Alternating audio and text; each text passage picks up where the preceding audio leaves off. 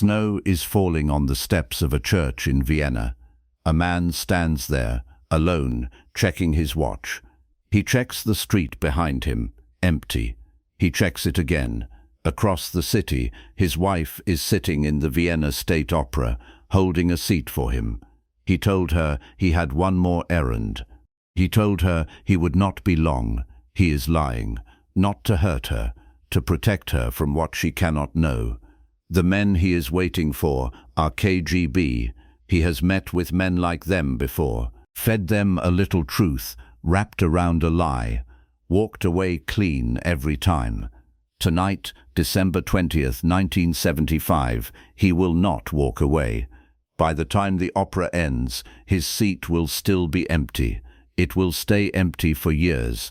For 10 years, no one, not his wife, not the FBI, not the CIA who sent him here, will know if he is alive, in a Soviet prison, or already dead in the snow behind him. The answer, when it finally comes, will be so simple and so ugly that almost no one will want to believe it.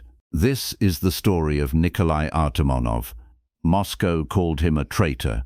Washington called him an asset. Both sides used him.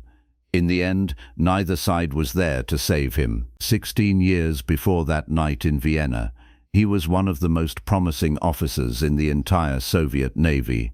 Born in 1922, Artamonov rose through the ranks fast. By 27, he commanded a Skory-class destroyer, one of the youngest men in the fleet ever to hold that rank. He had a wife and a young son waiting for him near Leningrad. He had a career the Soviet state had built for him piece by piece, and every reason to protect it. Then the Navy sent him to Gdynia, Poland. There he met a young Polish woman named Igor. She did not like Russians. Her family had lived through enough Soviet occupation to make sure of that. But something about Artamonov cut through her guard. A quiet romance began. It grew serious fast, the way things do when both people know it cannot last in the open. He told her he could get a divorce. She told him she would never set foot inside the Soviet Union. Neither one of them was willing to give up the other. There was only one way out. In June of 1959, Artamonov commandeered a naval launch under cover of night. He and Igor crossed open water toward Sweden, toward the West, toward asylum, toward a life that could never be undone. Behind him, in the Soviet Union, he left a wife and a son who would spend the rest of their lives being told their husband and father was a traitor. The CIA brought Artamonov and Igor to the United States. For 9 months, American intelligence debriefed him in quiet safe houses across Virginia. Submarine capabilities, fleet doctrine, command structure. Everything a Soviet destroyer captain would know, he gave to them, page by page. Then came a new identity, Nicholas Shadrin. The name, deliberately, did not appear anywhere in the Washington, D.C. phone book. A small, careful erasure of the man he used to be. He married Igor. He became an American citizen. He earned a master's degree, then a doctorate in engineering, while working as an analyst for the Defense Intelligence Agency. He settled into a quiet home in McLean, Virginia, the kind of house where nothing is supposed to happen. He never hid his past. In 1960, he testified before the House Committee on Un-American Activities, describing Soviet naval strength to a room full of American lawmakers. For a while, that seemed to be the whole story. A defector who escaped and built something real in its place. It was not the whole story. It was only the beginning of the part that would kill him. In 1966, a KGB officer made contact with Nicholas Shadrin. It should have been the most dangerous moment of his new life. Instead, American intelligence saw an opportunity most agencies only dream about. If Shadrin agreed to work for the KGB, reporting to Moscow, following their instructions, he would stop being an old defector with nothing left to offer. He would become something rarer.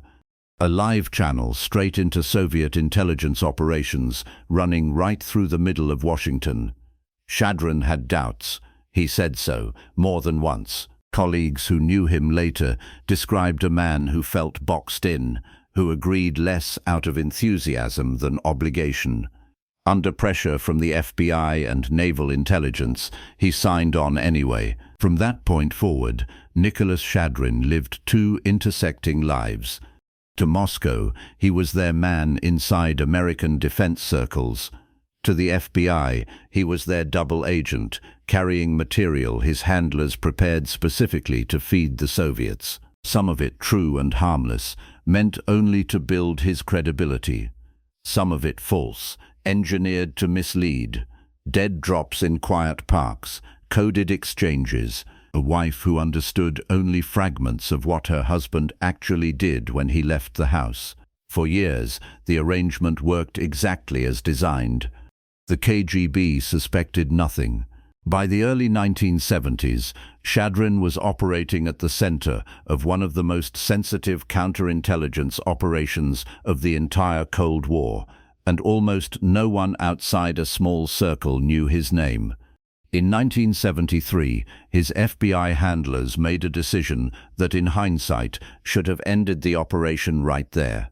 They allowed Shadrin to travel to Montreal for a face-to-face meeting with a senior KGB officer, reportedly the man overseeing Soviet illegal operations across all of North America. Meeting him meant stepping outside the safety of familiar American ground onto foreign soil, beyond the reach of anyone who could immediately protect him. It was an enormous risk. The FBI could not resist the prize on the other end of it. They told Shadrin that Canada would be safe.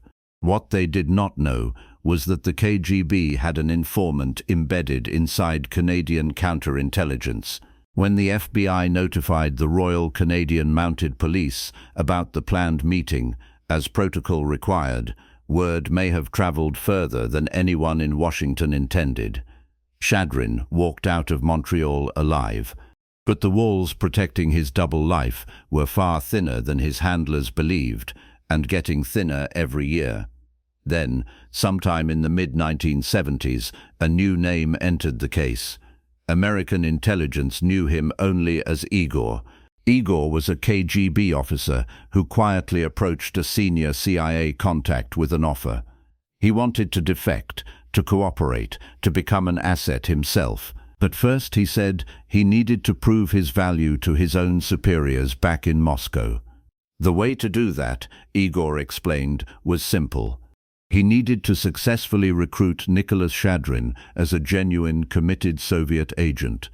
Something about the offer didn't sit right with American intelligence. It was too convenient, too neat, arriving right as pressure was mounting elsewhere in the operation. But the possibility of turning a KGB officer from the inside was too valuable to walk away from. They agreed to help Igor build his case, which meant, in practice, quietly walking Shadrin even deeper into a Soviet operation while still calling it counterintelligence. In December of 1975, Nicholas and Igor Shadrin flew to Europe. Officially, it was a ski vacation.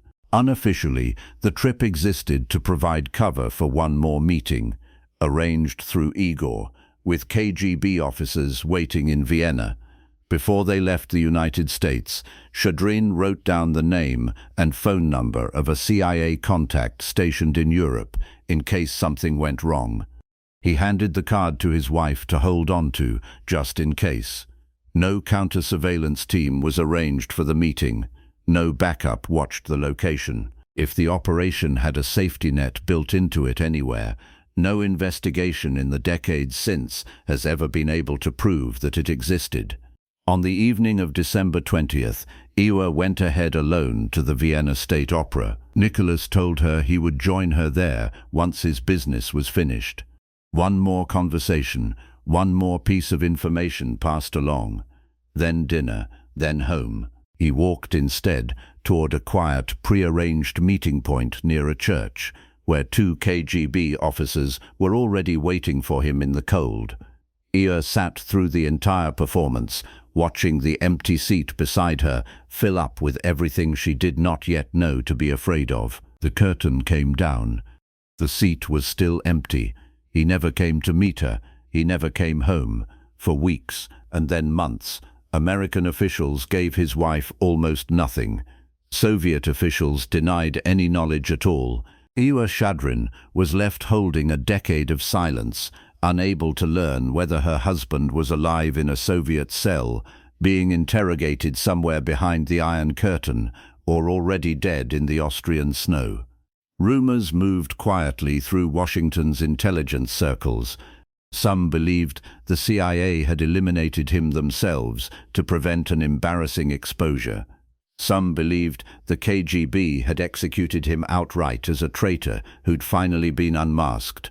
And some believed something even harder to sit with, that American intelligence had half suspected Igor's offer was a setup from the start, and sent Shadrin to Vienna anyway, because the potential prize was worth more to them than his safety. Igor never stopped pushing for answers.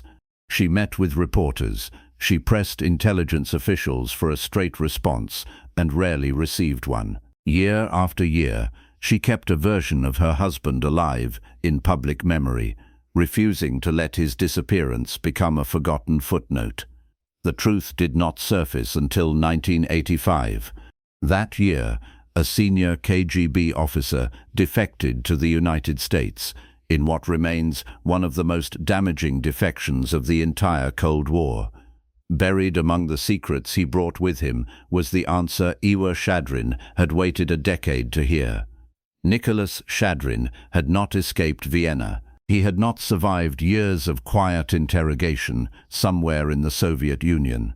He had died within hours of walking away from those church steps. According to the Defector's account, the two KGB officers had used chloroform to subdue Shadrin quietly, planning to load him, unconscious but alive, into a waiting car. They used too much.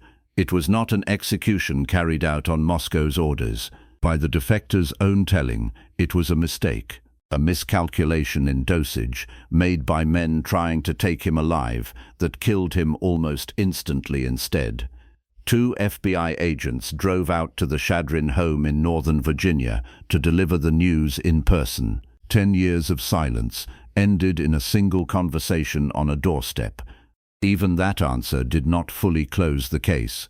Other accounts surfacing later, including one attributed to a senior KGB general, described Shadrin dying of a heart attack during the struggle to subdue him, not a chloroform overdose. The two versions disagree on the mechanism. They agree on almost everything else, that he died within minutes of his abduction, not after years in custody, and that his death was very likely an accident his own captors never intended. The full truth may never be settled beyond dispute. What is certain is this: Nikolai Artamonov, once one of the most promising young officers in the Soviet Navy, once a man who gave up a wife, a son, and a career for a woman he refused to live without, died in the back of a car on a winter night in Vienna, killed by the very people trying to take him alive.